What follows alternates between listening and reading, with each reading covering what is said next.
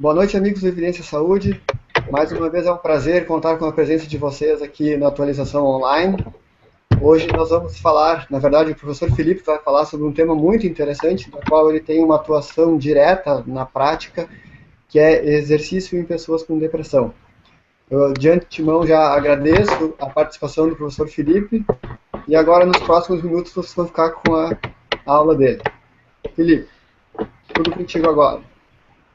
Ok. Então tá, obrigado Luiz Fernando, obrigado Daniel. Primeiramente queria agradecer o convite e dizer que é uma satisfação estar aqui falando para esse público, né? E então espero que vocês se sintam satisfeitos aí com a apresentação.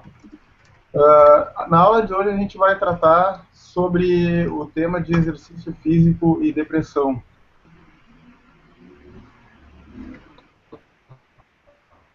Então, é um tema que vem em bastante voga aí e tem recebido bastante atenção do meio acadêmico. Estão me enxergando aí? Tá tudo certo, Felipe. Tá vendo a apresentação, Luiz? Tudo certo? Tudo ok. Tudo ok. Tudo certo, Felipe. Tá ótimo. Então, tá legal. Estamos ficha lá. Bom, esse é o roteiro, então, da apresentação, da atualização online de hoje. Eu vou falar primeiro sobre alguns aspectos da depressão em geral, da epidemiologia, algumas classificações diagnósticas, até porque a gente recém teve a mudança do DSM-4 para o DSM-5, os principais tratamentos que atualmente a gente tem, né, e alguns estudos trazendo os resultados desses tratamentos. Dizer que ela é uma condição, uma condição que é subdiagnosticada e subtratada, e depois para traçar as relações de depressão e exercício, em relação à eficácia, os estudos mais recentes, a prescrição, comparações com outros tratamentos e os possíveis mecanismos. Bom, a depressão ela é uma doença, ela não é uma doença, ela é um transtorno altamente prevalente, no qual se estima que aproximadamente 13% da população brasileira, esses são dados brasileiros, feito um estudo pela professora Andrade em São Paulo, mostrou que 13% da população brasileira tem ou vai ter algum episódio depressivo ao longo da vida.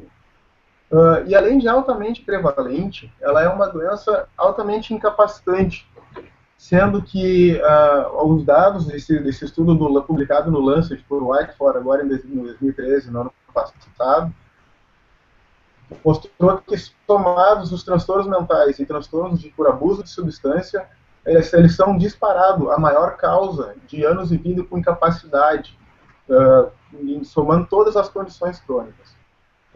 Sendo que aproximadamente desses 175 milhões de anos vividos com incapacidade são devidos única e exclusivamente à depressão. Só explicando esse conceito brevemente de anos vividos com incapacidade, são os anos vividos a partir do diagnóstico que a pessoa recebe no primeiro momento. A partir do momento que ela recebe com o diagnóstico e ela vai tendo esse prejuízo, ela é contado então com essa perda em relação à expectativa de vida dela. Bom, em relação aos diagnósticos, eu vou apresentar o DSM-4 e o DSM-5 e falar um pouco do DSM-5. Apesar de falar desses dois diagnósticos, a gente pode ver que os critérios deles não se mudaram, os principais critérios eles não mudaram de uma edição para outra. O DSM-5 que saiu agora no ano passado, ele classifica então a depressão como sendo um transtorno no qual a pessoa precisa apresentar necessariamente um desses dois sintomas nucleares, que são humor deprimido em todos os dias ou em boa parte dos dias, ou a perda do interesse e do prazer em maior parte das atividades ou todas as atividades que já foram prazerosas em algum momento.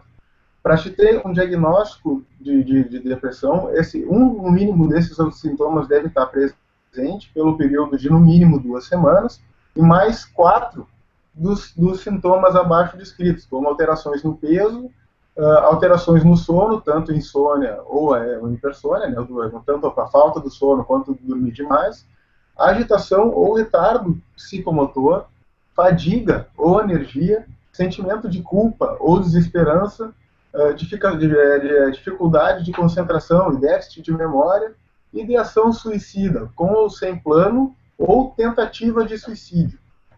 Então, a gente pode ver também, já nessa apresentação, nessa primeira lida, que é uma doença bastante heterogênea no que se refere à sua apresentação. O paciente pode apresentar tanto perda quanto ganho de peso, ela vai ter alterações no apetite, pode ou dormir demais ou dormir de menos, pode ter uma depressão mais agitada ou uma depressão um pouco mais... o paciente apresenta retardo psicomotor mais importante. Então, e também apresenta questões cognitivas bastante importantes.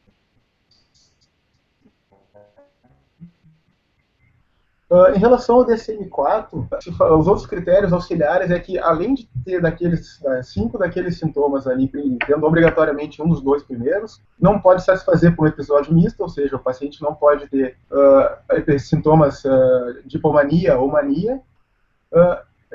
Essa alteração no humor e no funcionamento, ela tem que marcar algum prejuízo significativo no funcionamento social ou ocupacional, não deve estar associado aos efeitos fisiológicos diretos de uma substância ou de alguma condição médica em geral, e os sintomas não podem ser explicados por luto.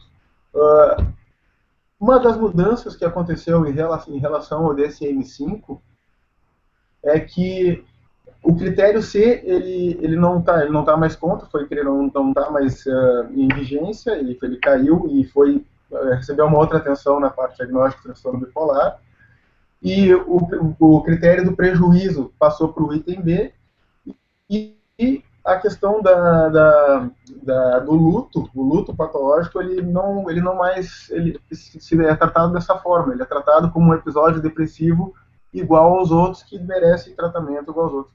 Essa alteração, eles até discutem que foi muito em função da prática clínica, que muitas vezes chegava um paciente com luto e o paciente recebia o mesmo tratamento que um paciente deprimido.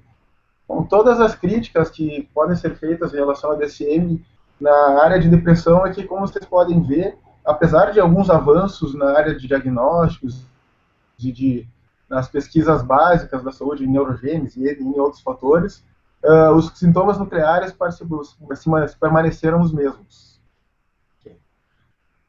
Atualmente, a gente tem como os principais tratamentos para a depressão os fármacos, as psicoterapias e o ECT. Existem alguns outros tratamentos sendo estudados, como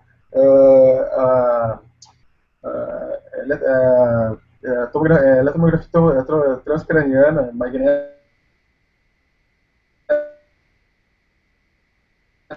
transcraniana, mas ainda estão mais uma fase mais inicial, né? A primeira linha, atualmente, hoje, são os fármacos, os inibidores seletivos da recaptação da serotonina, e aí, partindo daí para outros tratamentos. E agora, nesses últimos anos, foi feito um estudo milionário nos Estados Unidos, que envolveu que custou 35 milhões de dólares, que foi feito em 6 anos, avaliando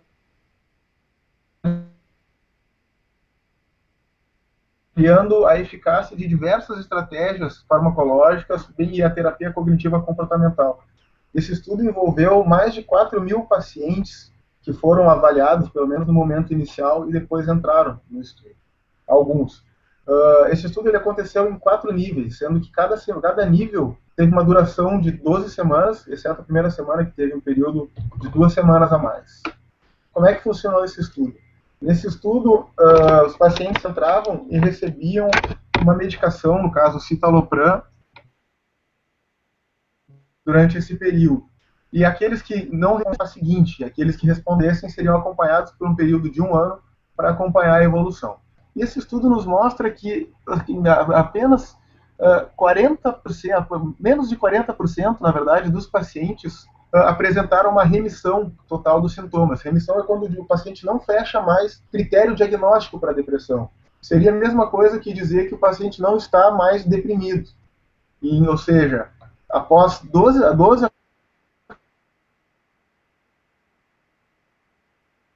a 14 semanas, tomando a medicação na dose adequada, menos de 40% dos pacientes melhoraram, de fato, completamente da depressão. Enquanto a taxa de resposta, que é aqueles pacientes que melhoraram um pouco, mas ainda apresentavam sintomas, ainda apresentavam diagnóstico, essa taxa beirava ali os quase 50%. No segundo momento, aqueles pacientes que não melhoraram foram novamente divididos, e aí a escolha do paciente, entre receber uma nova medicação, trocar em relação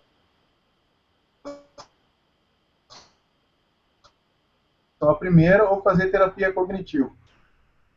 A resposta ali ficou perto dos 30%, um pouco abaixo, e a taxa de remissão de maneira muito similar. O único comportamento diferente foi em relação à TCC, terapia cognitiva comportamental, que apresentou uma taxa de remissão um pouco maior. Ou a outra opção era que os pacientes poderiam ter, era de continuar recebendo o citalopram e receber, além do citalopram, alguma outra medicação, como a bupropiona, a buspirona ou a terapia cognitiva comportamental. De novo, as taxas se mostraram ali perto dos 30%, um pouquinho mais do que o outro. Já na terceira etapa, as taxas de remissão, os pacientes poderiam trocar a medicação para nortriptilina ou para mirtazapina, ou para lítio e T3. E o que a gente pode notar é que a cada etapa, a cada nova troca, a cada nova alternativa farmacológica, um número menor de pacientes respondem. Assim como no nível 4 também, ela continuou apresentando esse comportamento. Bom, o que significa essas taxas de remissão e de resposta? Significa que de 4 a cada 10 pacientes apenas que chegam no primeiro tratamento vão responder aquele tratamento de uma maneira adequada. Ou seja, de 10 pacientes que procuram, 6 não vão ter um efeito esperado, não vão se recuperar da depressão nesse primeiro momento. E assim, a cada nova intervenção, menos chance a gente tem de ter um sucesso do tratamento do paciente. Uma outra opção, que apesar de ter sido incluído no STAR-D, as psicoterapias, elas são uma outra grande possibilidade de tratamento da depressão, e elas apresentam também, segundo esse estudo do Kuiper, no Affective Disorders desse ano, a taxa de remissão ela fica em aproximadamente 40% também. Isso independente da técnica que tenha ter sido utilizada, tanto a psicoterapia interpessoal quanto a TCC ou a terapia psicanalítica. De novo aqui a gente tem uma taxa de resposta na qual 4 a cada 10 pacientes não vão continuar deprimidos mesmo após um período de 12 a 16 semanas fazendo o tratamento. E por outro lado, a intervenção mais eficaz que a gente tem para a depressão atualmente, é o ECT, a eletroconvulsoterapia. Segundo esse estudo do Paganin, publicado ali no Journal of ECT, que é o jornal da ECT, uma revista voltada só a essa técnica, apresenta taxas de resposta bastante superiores ali, que giram em torno de 70% até 100% ou 90% são os valores mais trabalhados. De fato, ela é a técnica mais eficaz, é a que mais funciona para tratar a depressão. Só que a gente tem um pequeno probleminha com o ECT. Ele é um procedimento invasivo, no qual necessita anestesia geral, e ele apresenta efeitos colaterais bastante importantes, que nem todos os pacientes toleram, como déficits cognitivos temporários, perda da memória autobiográfica, fluência verbal, memória não verbal, enjoo, cefaleia, tontura, entre outros. E ainda existe um certo estigma, apesar de ser uma técnica bastante segura e bastante eficaz, muitos pacientes não aceitam fazer esse tipo de intervenção por esse fator de estigma que ele ainda existe em relação ao ECT.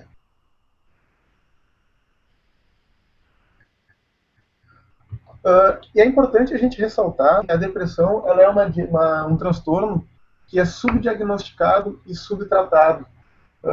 Sim, um estudo feito alguns estudos feitos na Europa, nos Estados Unidos, mostram que entre 30 a 50% das pessoas não buscam um tratamento adequado quando estão deprimidos. Alô?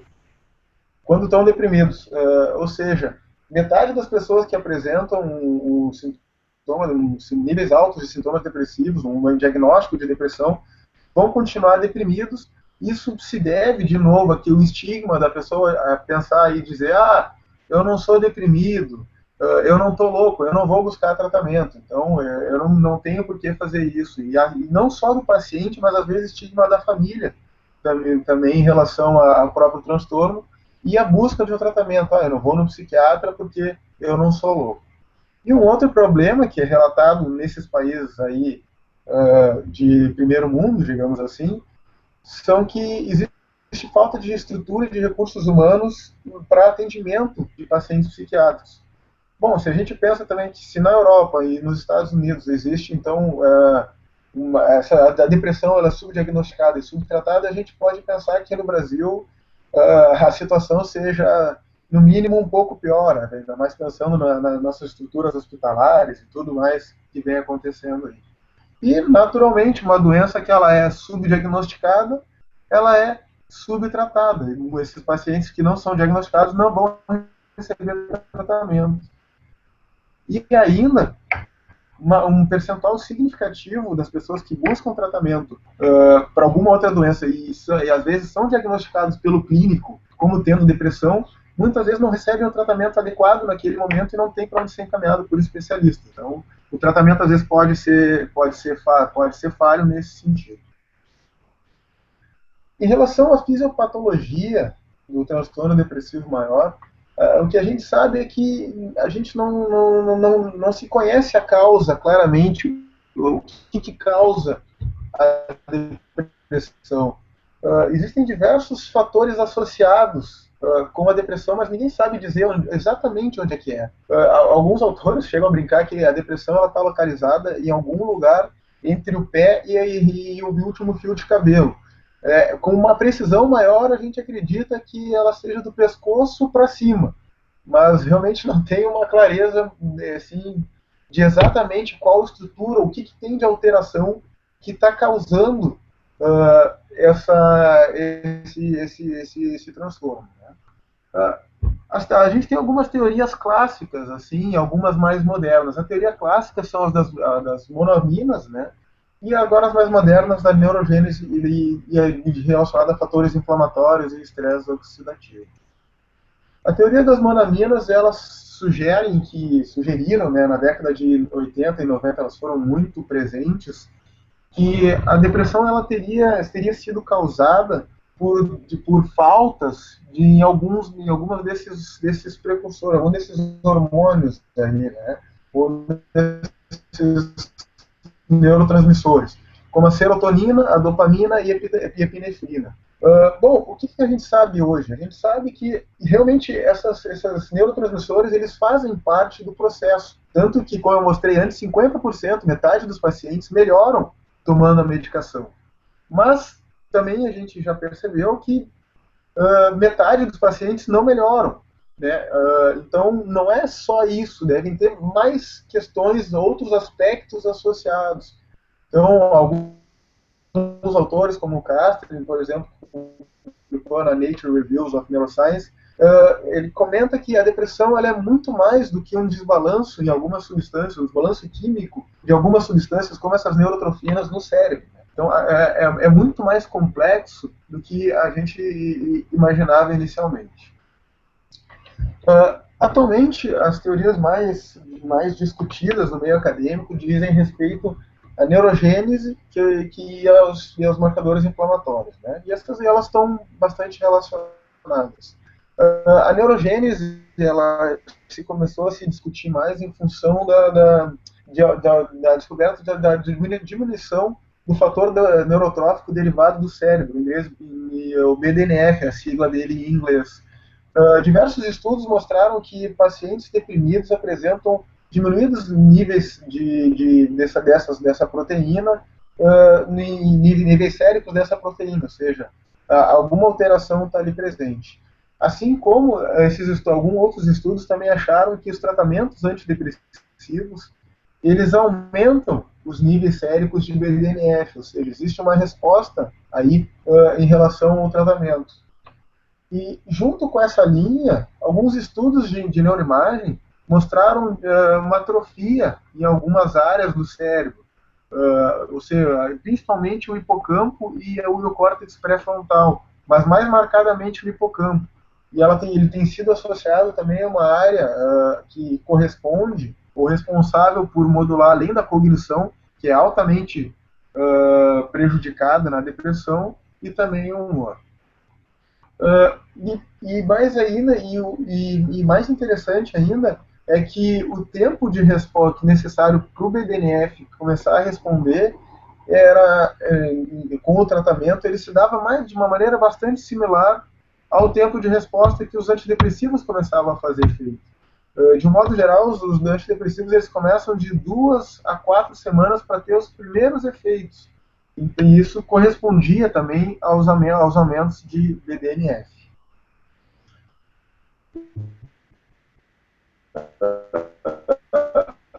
Alguns outros estudos, como essa revisão que vai ensinar, mostra que alguns fatores, alguns estímulos inflamatórios e alguns fatores estressores estão associados a variações em algumas citocinas, como interleucinas, ali, 1-beta, 1-6, a 18, interleucina 18, TNF-alfa, interleucina 4 e a interleucina 10.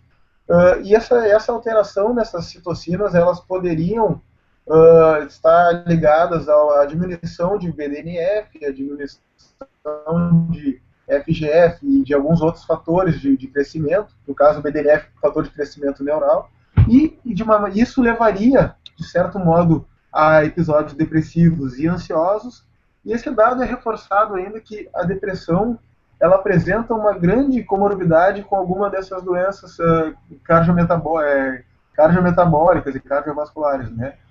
Diabetes, doenças do coração e doenças autoimunes também. Então, isso reforça essa hipótese de que alguns fatores inflamatórios eles podem ter um papel importante nesse processo do transtorno. E também alguns estudos encontraram alterações em relação ao estresse oxidativo, em algumas substâncias como o TBARS, né, e SOD, e que se mostraram estar aumentadas em pacientes deprimidos, e algumas enzimas antioxidantes se apresentaram estar com seus níveis diminuídos. Então, de novo, esse mecanismo, eles parecem estar todos integrados de uma maneira que alguns fatores genéticos, o estresse, eles podem influenciar a inflamação, uma inflamação que está ocorrendo no sistema nervoso central, no cérebro, e essa inflamação ela pode estar associada ao eixo hipotálamo, hipófise adrenal, que pode estar causando, então, diminuição em microglias e astrócitos, mostrando, então, uma diferença nas interleucinas, mostrando esse fator, diminuindo a neurogênese, resultando, finalmente, numa diminuição de algumas áreas do cérebro e estando, assim, presente, marcando esse quadro depressivo, trazendo alterações no humor, no processo neurodegenerativo. Neurodegenerativo que já existem algumas evidências mostrando que a cada episódio depressivo existe um dano, existe uma certa neurotoxicidade. E a cada episódio, vai ficando mais crônico, e se o paciente vai tendo um prejuízo cada vez maior. Então, isso é essa linha de mecanismo. Bom, então o que a gente viu até agora? A gente viu que a depressão ela é uma doença que ela é subdiagnosticada, ela é subtratada e, de um modo geral, metade dos pacientes, ou um pouco menos da metade dos pacientes, vão responder aos fármacos e às psicoterapias. Esses dados mostram, então, que a gente tem uma certa necessidade de buscar alguns tratamentos que venham a complementar as intervenções, que venham contribuir no sentido de dar mais opções para os pacientes poderem também escolher, de acordo com suas preferências, mas de mais opções e mais ferramentas para usar contra esse transtorno que nos assombra um pouco em relação às taxas de resposta. Bom, o que a gente tem em relação ao exercício, né, que se mostra, então, uma ferramenta útil nesse processo? Alguns estudos populacionais mostram que o sedentarismo ele aumenta em 31% o risco de uma pessoa desenvolver um episódio depressivo. Ou seja, um indivíduo sedentário, por ser sedentário, ele aumenta em 31% o risco dele vir a desenvolver, em algum momento de sua vida, de ficar deprimido. Aqui um estudo do professor Marco Túlio de Mello mostrou que no Brasil, foi feito em São Paulo também esse estudo, não participar de atividades físicas regulares, ao não participar de atividades físicas regulares, o indivíduo tem 2 vezes mais chance de exibir altos níveis de sintomas depressivos. Ou seja, uma pessoa sedentária, existe uma associação entre sintomas depressivos e baixo nível de atividade física.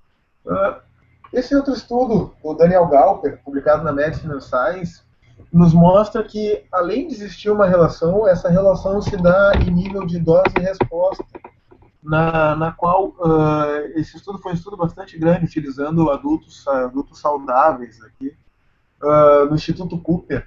Eles avaliaram esse N de 5.000 homens, 5.300 homens e 1.200 mulheres, e avaliaram os sintomas depressivos, nível de atividade física e aptidão cardiorrespiratória, o consumo máximo de oxigênio. O que eles encontraram? Que pessoas inativas apresentavam, tanto homens quanto mulheres, apresentavam mais sintomas depressivos do que aqueles mais ativos. E da mesma forma, pessoas com maior aptidão cardiorrespiratória apresentavam menores sintomas depressivos. Enquanto maior o consumo máximo de oxigênio, menor eram os sintomas depressivos. Isso avaliado pela CESD, que é uma escala auto-aplicada. Bom, e agora, mas isso não significa necessariamente que existe uma causa. A gente está vendo que existe uma relação na qual pessoas que fazem exercício ou que têm menos sintomas depressivos e que aqueles que fazem mais que aqueles que não fazem têm menos sintomas depressivos. Mas isso não necessariamente indica uma relação de dose e resposta. Indica uma relação de causalidade. As pessoas elas podem fazer mais exercício e de fato ficar menos deprimidas, ou elas não fazem exercício porque elas estão deprimidas. Né? É difícil, não tem como responder a essa pergunta. Bom, e para tentar responder essa pergunta, dezenas e dezenas de estudos já foram feitos, e agora eu vou apresentar os dados de uma revisão recente da colaboração Cochrane. Essa revisão ela já está na sua 4ª edição e foi publicada agora, a última, no ano passado. É uma revisão que avaliou 38 estudos e eles perguntaram, 38 e 39, na verdade, ensaios clínicos randomizados, 2 foram excluídos inicialmente, para tentar responder, será que o exercício, a gente pegar pessoas deprimidas, a gente encontra um efeito significativo? Será que essa associação, existe uma causalidade nessa relação? Será que o exercício é eficaz para tratar a depressão? Bom, os dados dessa última meta-análise nos mostram que sim, o exercício, de um modo geral, aqui tanto aeróbico quanto anaeróbico, ele é uma intervenção eficaz para se tratar a depressão. Ali foi encontrado um efeito significativo, um P menor que 0,001, com um tamanho de efeito ali de 0,62, que é considerado um tamanho de efeito moderado.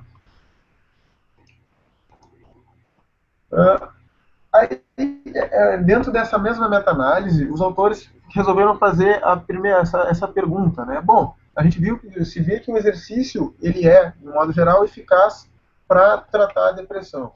Mas e aí, será que o exercício aeróbico ou o exercício de força ou a combinação dos dois é mais eficaz? Qual seria mais eficaz?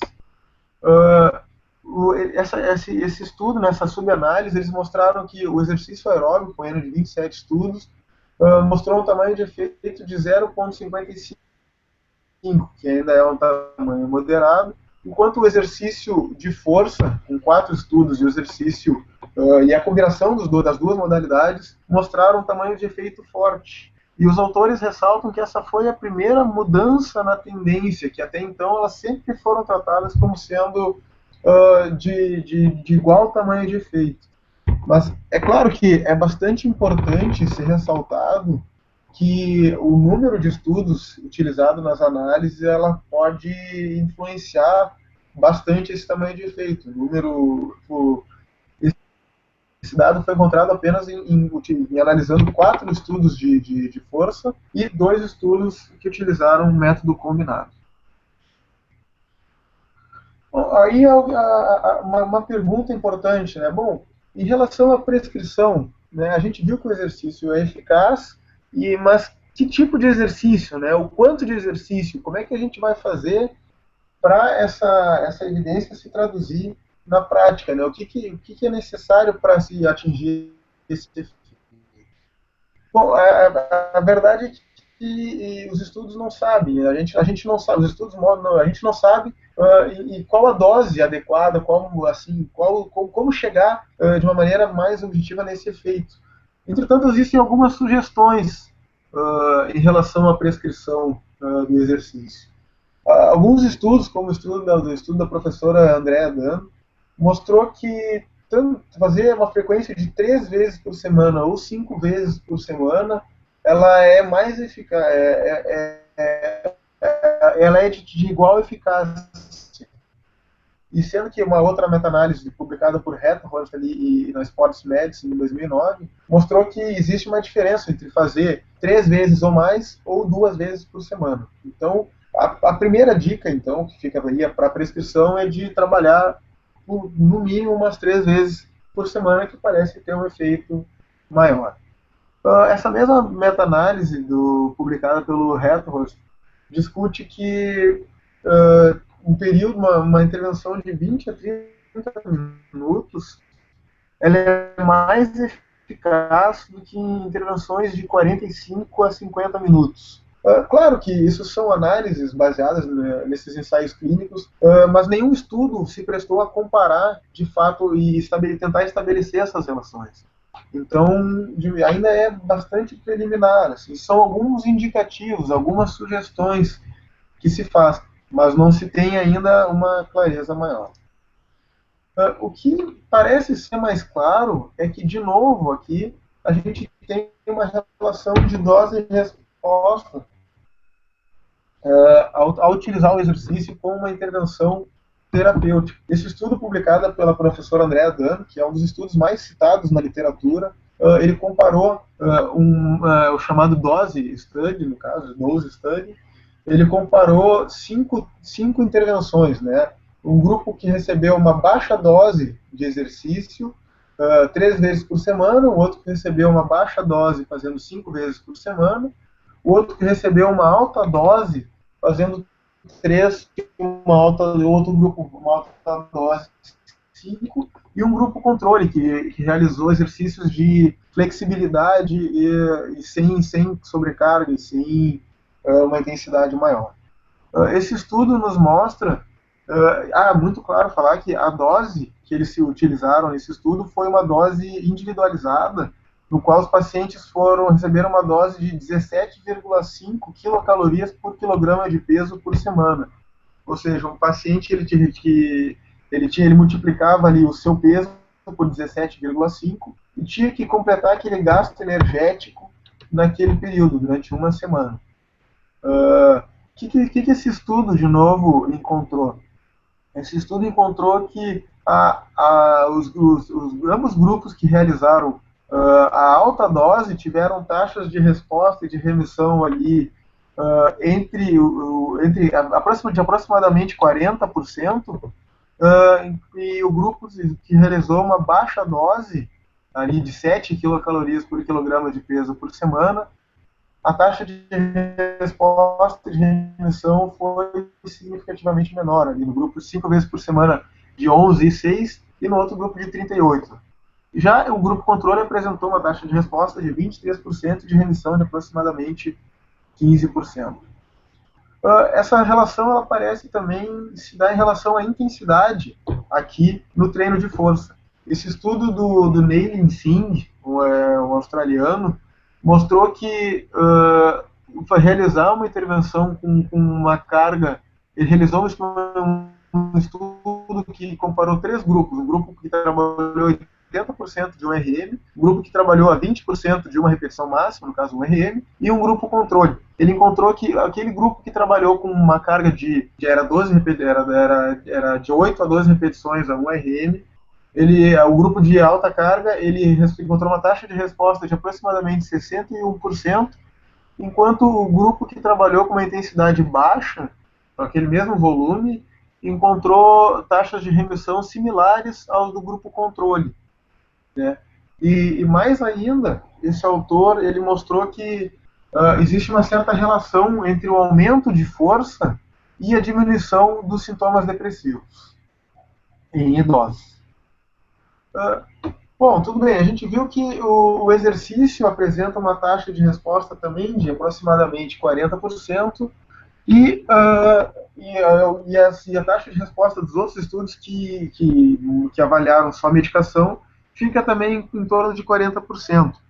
Mas esse foi um dos poucos estudos, esses 2 estudos do professor James Blumenthal, que comparou, de fato, em ensaios clínicos, as diferenças entre a medicação e o exercício físico. Nesse primeiro estudo, que eles chamaram de SMILE Study, um nome bastante sugestivo, ele mostrou que a probabilidade de remissão ao término do estudo de duração de 12 semanas, ali a medicação utilizada foi a sertralina, a probabilidade de remissão entre os 3 grupos ativos era muito similar, não foi encontrada a diferença.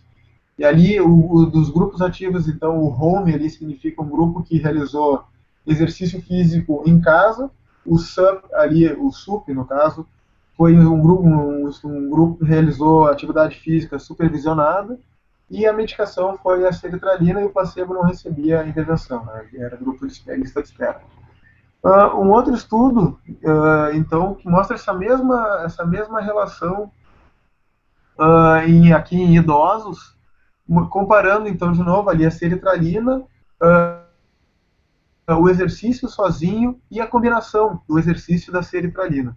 E, novamente, nesse estudo, não houve diferenças ali nas reduções nos sintomas depressivos, tanto avaliado pelo clínico quanto avaliado pelo próprio paciente.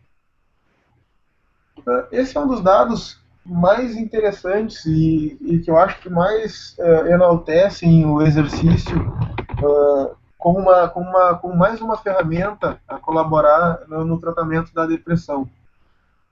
Nesse estudo, o professor James acompanhou após o período de intervenção os pacientes por um período de 6 meses. E ele viu que 6 meses após realizado o término da intervenção, ali os 4 primeiros meses foram o período de intervenção, mais os 6 meses do segmento, por isso os 10 meses. Que após esse período, 80% dos pacientes que participaram do grupo exercício permaneceram recuperados, ou seja, eles não tiveram um novo episódio depressivo.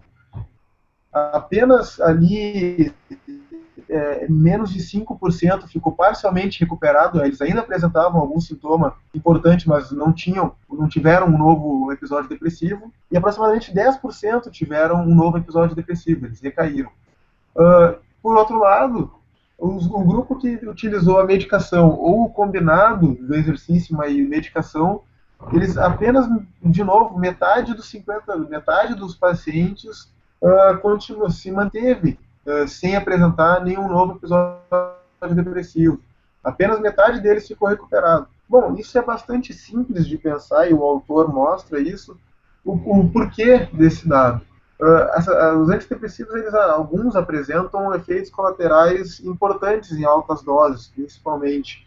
E muitos dos pacientes não toleram esses efeitos colaterais, além de que existe um custo de tomar uma medicação por um determinado período. E aí, quando o paciente muitas vezes se sente melhor, se sente recuperado, aquele pensamento para, bom, por que eu vou continuar tomando se eu já estou bem?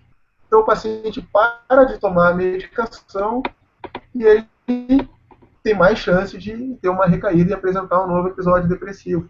Já aquele paciente que conseguiu, que fez o exercício e que se manteve ativo, ele permaneceu com risco, ele manteve um risco diminuído de ter uma recaída, ou seja, ele teve mais chance de ficar recuperado. Uma outra dúvida, assim, que sempre, mas o paciente deprimido, será que ele vai fazer o exercício? Né? Será que eles aceitam fazer, participar de exercício?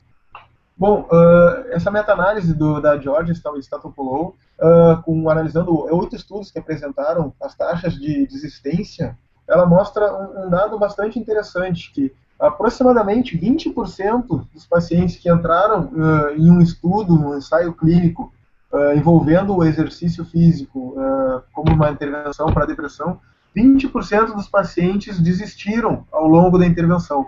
E que essa taxa ela foi similar às encontradas nos grupos controles desses mesmos estudos. Bom, 20% é uma taxa relativamente alta, né? Só que quando tu vai olhar para a literatura que traz a taxa de dropout, taxa de desistência de ensaios clínicos com fármacos, é encontrado uma taxa de aproximadamente 21% ali de dropout com inibidores seletivos, que são uma medicação com perfil de efeitos colaterais assim, mais brandos, digamos, então, apresentam menos efeitos colaterais de modo geral, e de 30% nos tricíclicos, que são uma medicação uma classe de medicação que ela tem efeitos colaterais mais significativos. Bom, e quais são os preditores, né? E o que fazer? O que a gente pode fazer para um paciente deprimido se exercitar, continuar se exercitando? Né? Bom, esse estudo, essa análise do Jasper Krog, publicado na Mental Health and Physical Activity, ele pegou os 2 ensaios clínicos que ele fez, o Demo 1 e o Demo 2, e analisou os fatores de aderência, o que faziam os pacientes permanecer no grupo e não desistir da intervenção. Ele encontrou que pacientes com maior idade tinham maior chance de permanecer na atividade. E outro, o fator essencial, mas que é bastante óbvio, o paciente precisa gostar de fazer atividade. Pacientes que se sentiram, de certo modo, satisfeitos e enjoyable com a atividade, eles tinham mais chance de permanecer fazendo o exercício. Né? Esse era um fator preditor. Bom, isso nos leva a uma seguinte reflexão. Nós sabemos que o treino de força ali e o treino combinado tem uma eficácia um pouquinho maior que o aeróbico, mas o aeróbico ainda tem uma eficácia bastante importante. Isso pode nos remete à seguinte questão. Bom, se nós temos um efeito significativo, a gente pode trabalhar com a preferência, de certo modo, do paciente. Se um determinado paciente prefere fazer um treinamento resistido, ok, então fazemos um treinamento resistido, treinamento de força, treinamento resistido. O Cadori, inclusive, não gosta muito desse termo. O Cadori é um palestrante que já deu outro curso de evidência de saúde há um tempo atrás. Então, o treinamento de força, a gente pode escolher o treinamento de força ou o treinamento aeróbico. Né? Então, ambos podem ser eficazes para tratar a depressão. E outra coisa, muitas vezes se pensa que o paciente deprimido não faz exercício, o paciente mais deprimido ele tem mais chance de não fazer o exercício. Na verdade, o paciente deprimido, ele tem a intensidade de sintomas, ela afeta em tudo, né? Ele tem mais chance de não fazer qualquer outra coisa da vida dele. Só que nessa análise do Jasper Krog, ele mostrou que a intensidade dos sintomas não foi associada à aderência ou à falta de aderência da intervenção. Ou seja, parece que existem outros fatores aí, outras características que são mais importantes do que a intensidade dos sintomas propriamente dito para permanecer na atividade. Ou seja, então, aquela ideia de que o paciente muito deprimido não faz exercício, nem sempre ela é verdadeira. E essa informação já foi discutida em 1985 pelo professor Egil Martin, que foi um dos autores clássicos aí da década de 80 e década de 90 da área de exercício como uma intervenção para a depressão. Bom, aí que aquela história, né? Bom, quais são os possíveis mecanismos ali? Por que o exercício melhora da depressão? O que faz o exercício melhorar a depressão? Bom, a gente viu que a teoria das monoaminas ali, elas, sim, de fato, elas parecem ter alguma parte nesse processo do transtorno, mas elas não são só isso, né? Elas, de certo modo, perderam um pouco do enfoque, assim. Da mesma coisa se dá nas discussões aqui envolvendo o exercício. Bom, a gente sabe que o exercício parece trazer diversas alterações no eixo serotoninérgico ali, causando até uma downregulation dos receptores pós-sinápticos de 5-HT2, por exemplo. O exercício tem uma resposta aguda de aumento das beta-endorfinas, né, trazendo aquela famosa sensação do runner's high, né, aquela sensação de bem-estar e euforia logo após, ou até mesmo algumas vezes durante o exercício. Existe uma resposta aguda das beta-endorfinas. Assim, e das dopaminas, também entra nesse grupo todo. Entretanto, esse autor, ali, o Dishman e Conner, esses dois autores, nesse artigo publicado na Mental Health and Physical Activity, eles discutem bastante a questão das beta-endorfinas. Né? Existe sim essa liberação, mas a gente não pode afirmar que esse de fato seja o principal mecanismo pelo qual as pessoas melhoram da depressão.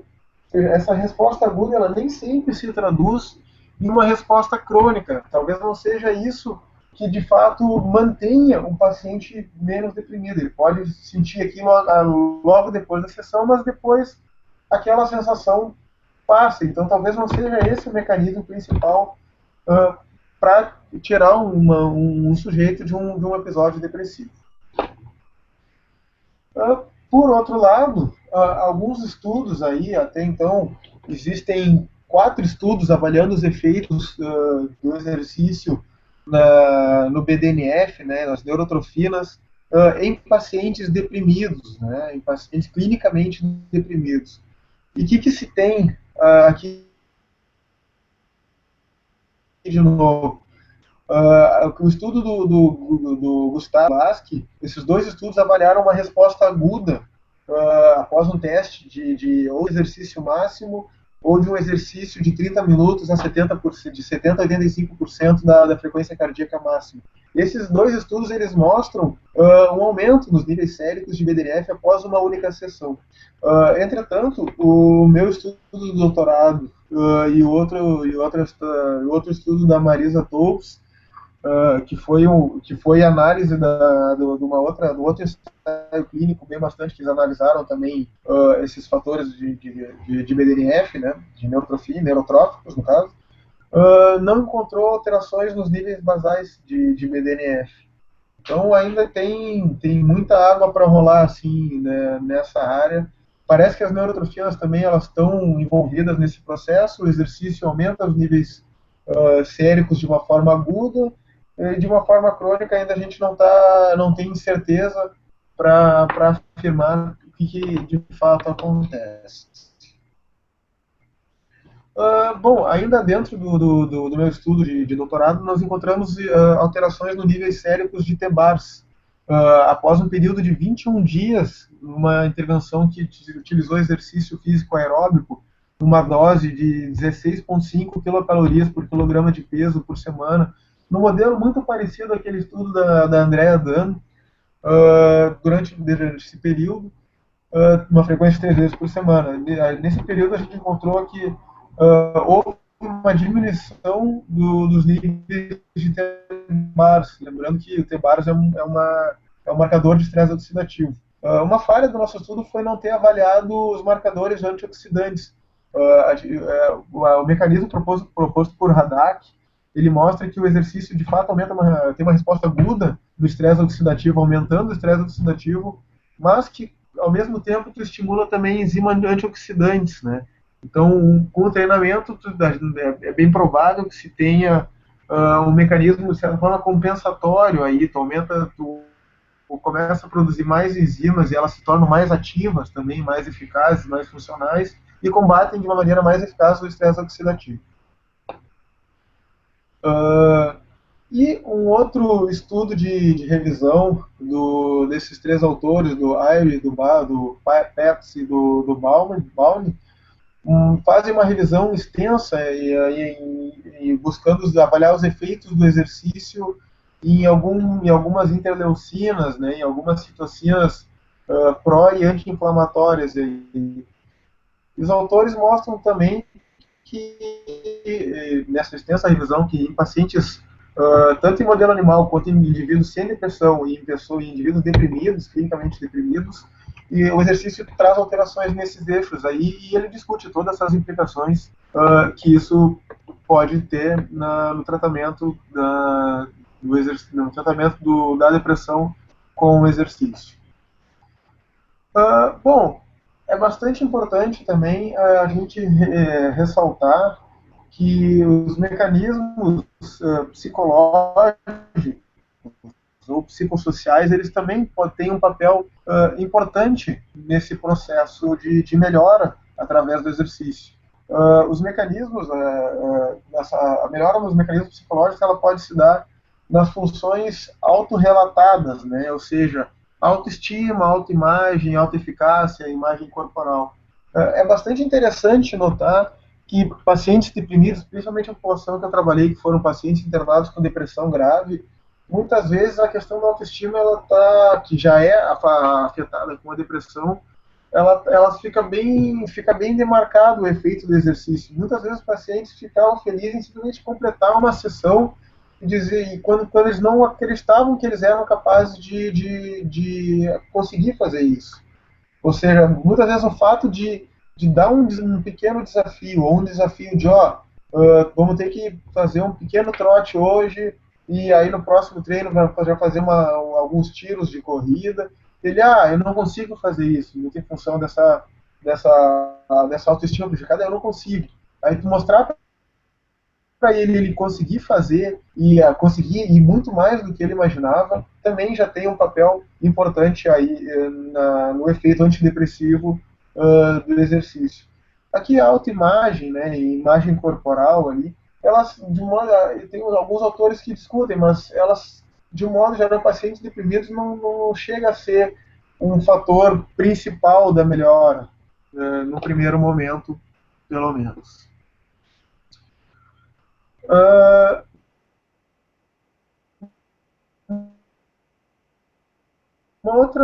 Esse outro estudo do professor James Blumenthal mostrou que um dos efeitos colaterais, que o exercício pode melhorar um dos efeitos colaterais mais marcantes assim de alguns antidepressivos, que é uma diminuição da libido.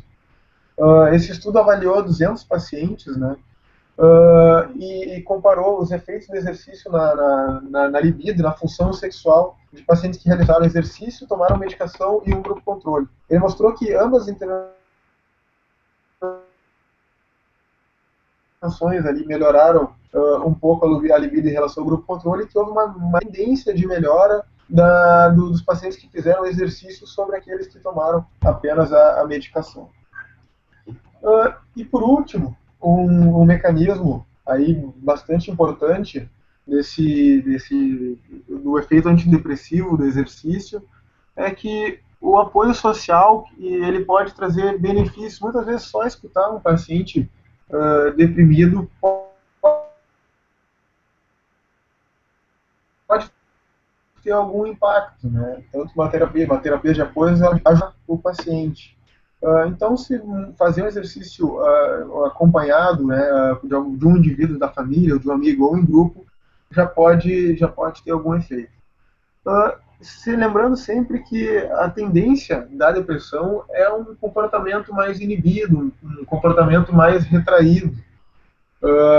Então, só essa mudança comportamental, dentro da linha da psicologia positiva, aqui, de tomar uma atitude, ter uma tomada de decisão, já pode ter um paciente como um todo.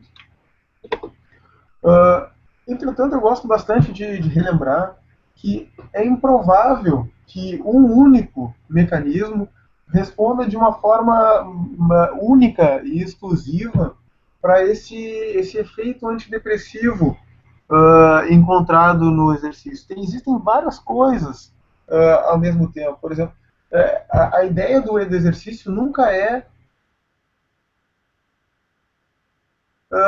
o paciente largue de fazer outra intervenção, que o exercício ele venha a ser mais uma ferramenta, e no caso, que seja adicionado aí aos fármacos, ou à terapia, ou aos dois. Então, muitas vezes pode ter algum efeito que a gente desconheça da interação, eventualmente, das diferentes medicações e dos diferentes mecanismos, né, com o exercício. É bem provável que a gente encontre, sim, que uma parte do efeito antidepressivo do exercício esteja relacionado com a melhora da autoestima, a melhora da autoeficácia, mas também a gente tem todos esses fatores biológicos. A gente também não é capaz de determinar qual o peso especificamente de cada um desses mecanismos, se é que eles têm um peso de uma forma isolada, ou se o que é a interação desses diferentes mecanismos que produzem esses efeitos. De modo geral, é isso. A ideia foi fazer uma intervenção, uma aula, de atualização um pouco mais breve e abrir bastante tempo para perguntas. Muito obrigado. Excelente, Felipe. Muito obrigado pela tua excelente aula, repetindo a palavra excelente. E na sequência eu já vou passar as perguntas aí e daí tu pode ir respondendo para o pessoal. Muito bom mesmo, Felipe. Parabéns. É uma aula bem linear, assim, né? Seguindo uma linha, deu para entender perfeitamente um assunto que não é da nossa, na educação física especialmente. Acho que o pessoal da nutrição também que estiver assistindo não deve ter assim uma leitura e uma aula mais aprofundada sobre isso. Então ficou muito legal mesmo. O Luiz vai te colando aí algumas perguntas. Não sei se tu já está visualizando o chat. Tá. Estou vendo, mas não tem nenhuma pergunta aqui. Acho que apareceu agora. Estou vendo aqui. Camila Chaves. Professor, que ótima palestra. Pacientes existem mais do que outras pessoas sem depressão. Atendi por depressão até agora, mas com aderência muito ruim. Alguma dica sobre isso? Bom, Camila, a gente sabe que realmente é muito difícil se manter qualquer pessoa ativa, né? A tendência de qualquer pessoa é desistir. A gente tem taxa de desistência aí até 60%, 70% nos primeiros meses. A minha intervenção foi com pacientes internados, o que facilita bastante, obviamente, a aderência. Eles não precisam sair de casa, não precisam se deslocar. Então, não precisa ter aquela motivação. Eu ia lá e puxava, entre aspas, ele. Assim, se tu vai trabalhar com pacientes fora do ambiente hospitalar, é bem provável que tu tenha, assim, uma dificuldade maior, mas essa dificuldade, ela é para todos os tratamentos também. O paciente deprimido, ele às vezes não segue adequadamente a medicação que vem a ser tomada, ele às vezes não vai na psicoterapia. Então, sim, a gente vai ter perdas. A aderência, ela é menor do que pacientes pessoas não deprimidas. Mas a gente tem que sempre lembrar de trabalhar isso com o paciente. Olha, a intervenção, nem sempre o exercício vai ser muito bom, muito prazeroso, às vezes vai ter um desconforto, nem sempre tu vai se sentir tão bem logo após a intervenção, mas é sempre importante que tu venha e mantenha, né? Trabalhar com essa linha de explicação. Ok? Excelente. Excelente. Pessoal, só para avisar, a gente está fazendo uma enquete, o pessoal já está respondendo, na verdade, de alguns temas que vocês poderiam escolher e assistir nas próximas atualizações online. Então, quem quiser ir respondendo aqui, enquanto escuta o Felipe responder, a gente abriu uma enquetezinha e reabilitação cardíaca vai ganhando como um dos temas a gente incluir aí na nossa atualização. Tá rolando para ele aí, Luiz? Tá, tô vendo aqui. Tô vendo aqui. Cássio, algum estudo se referia ao cortisol? Cássio, tem alguns, a maioria dos estudos são em modelo animal. Em pacientes deprimidos, não tem muita coisa, não. Tem pouca coisa. Tem um estudo só que mostrou aumento do cortisol ali após uma intervenção, mas não conseguiu associar isso com uma piora ou uma melhora dos sintomas depressivos. Lucas, o professor Felipe, o exercício pode otimizar o efeito das medicações antidepressão? De um modo geral, a maioria dos estudos ali utilizou sempre, a maioria utilizou a combinação do exercício com fármacos. Tirando os estudos do James Blumenthal ali, e o estudo da Andrea Dunn, que foi um estudo com monoterapia da professora Andrea Dunn, os pacientes faziam só exercício, a maioria avaliou esse efeito combinado. Então é bastante possível que essa interação aconteça, né? Mas a gente não tem essa clareza de dizer. O estudo do James Blumenthal, que avaliou a combinação de exercício mais sertralina, no caso, ela mostrou que a eficácia dos 3 grupos foi igual, mas a gente não tem assim mais estudos para afirmar isso de uma maneira mais clara.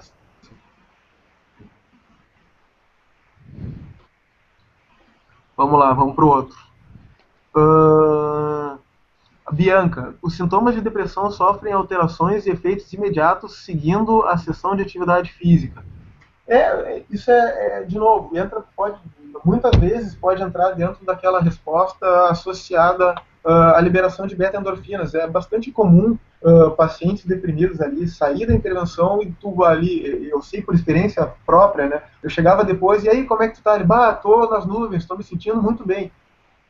Aí depois tu chegava de noite, agora eu já não estou tão bem assim, mas já baixou um pouco de novo, né? Então, sim, esses efeitos agudos, eles são bastante importantes. De novo, esse é um fator que pode ser bastante trabalhado também. Olha, muitas vezes tu vai sentir uma sensação que vai te sentir bem logo depois da sessão. Eu acho que a maioria das pessoas que se exercita aí já saiu da sua intervenção, do seu exercício lá e, que bem que eu estou me sentindo, né? Isso é a mesma coisa e às vezes até mais marcante que o paciente deprimido, que ele continua sempre naquela continuidade de depressão. Então qualquer melhora às vezes já é finalmente alguma coisa me deu uma melhora, né? Mesmo que ele piore um pouco depois, isso já pode ser trabalhado também. Acho que nessa pergunta aí da Bianca, né, Felipe, não sei se eu tô certo, mas acho que tem até um estudo de treinamento que vai comparando sempre, são 24 sessões ou alguma coisa assim, e ele vai comparando pré e pós, pré e pós, pré e pós a cada sessão, é isso, né? Isso aí. Também tem outro estudo de resposta aguda ali com pacientes deprimidos do professor Bartolomeu, que mostra, assim, ele só pegou o grupo que fez exercício na hora e logo após e viu o que aconteceu, né? Não, realmente, eles melhoraram agudamente da depressão. Então, sim, pode ser dá uma aliviada, assim, no sintoma depressivo. Cleiton. Exatamente. Cleiton do Paraná. Felipe, exercícios de força ou HIIT ou intermitentes, em geral, são indicados mesmo para pacientes mais graves? Não podem relatar baixa energia ou indisposição? Abraços e parabéns pela aula. De novo, ali, não tem nenhum estudo com HIIT ou treinamento intermitente. Os estudos com exercício resistido, exercício de força, se eu falar resistido de novo, cada hora vai entrar online e puxar o cabelo. E hoje é aniversário do nosso professor, do Álvaro, então se o Álvaro escuta isso, vai estragar o aniversário dele. É a força da expressão aí. Desculpa aí, Álvaro e Cadori, não foi por mal. Então,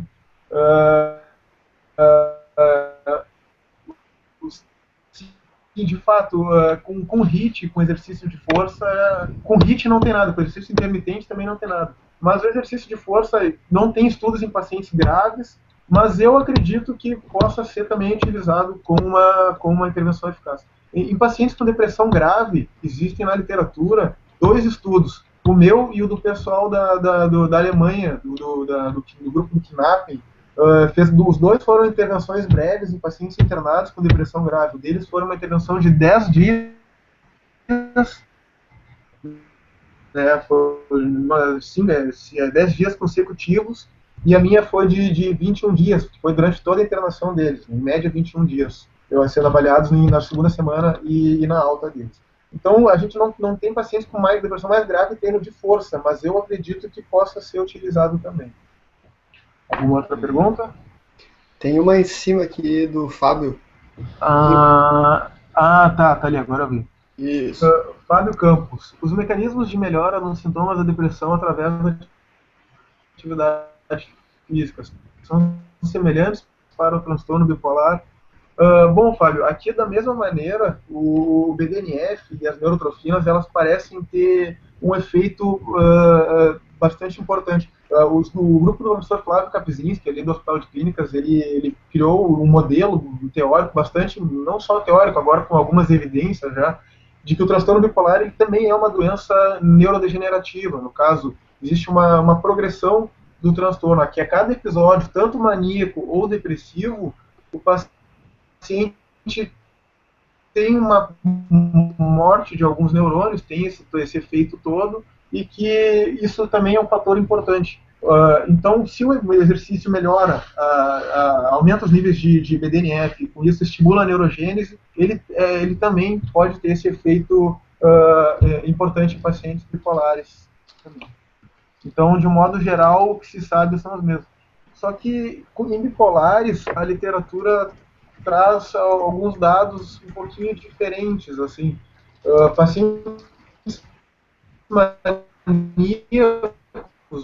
em episódio maníaco, eles podem se sentir mais eufóricos, e isso nem sempre pode ser bom. Então, essas relações não estão bem claras. Saiu um estudo agora há pouco da Silvia Louise, mostrando isso aí. Então, ainda não se conhece muito sobre isso. Agora mesmo, eu e o professor Álvaro e o Flávio Kapczynski terminamos de escrever um artigo sobre resposta aguda de níveis séricos de BDNF após uma sessão de exercício máximo, né? Então, opa, legal. Vamos ver aí. Quando tiver publicado, nos para divulgar. Pode deixar. O que a gente encontrou foi que só as mulheres bipolares aumentou o BDNF. A gente tentou explicar isso aí, mas vamos ver o que acontece. Não está bem claro por que nós achamos, mas achamos, né? Vamos lá. Legal, lá. Vamos ver. Felipe, também existem estudos que investigaram o efeito da atividade física sem supervisão para depressivos ou mesmo outros sujeitos com transtorno mental. Aquele estudo que eu citei do James Blumenthal, o estudo mais recente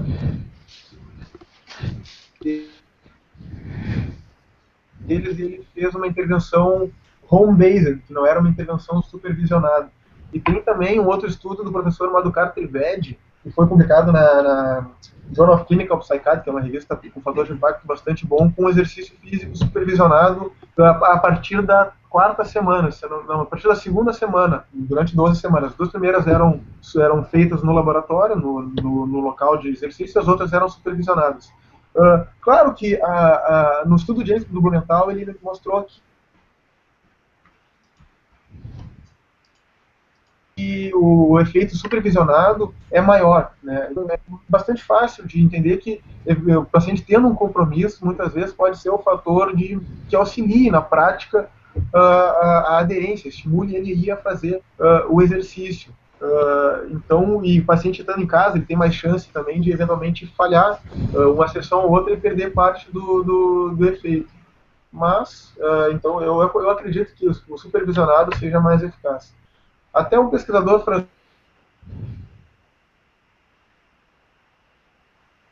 me perguntou esses dias, o Paquito Bernard, até naquele tópico que eu coloquei, que eu estou de editor convidado ali, ele perguntou, bom, mas é difícil tu comparar a eficácia de exercício, de pacientes que realizaram exercício supervisionado ou exercício em casa, né? Então, realmente, é uma questão importante aí. A supervisão realmente pode ter um efeito importante.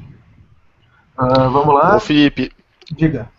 eu acho que na verdade a gente tem mais algumas ali, mas a gente já está com um certo tempo, mas eu acho que, bom, o André Musmano perguntou uma de hit, então tu já comentou um pouquinho, né, de hit intermitentes, então vou pedir pro André de repente depois dar uma olhadinha na tua gravação para ver essa resposta de hit.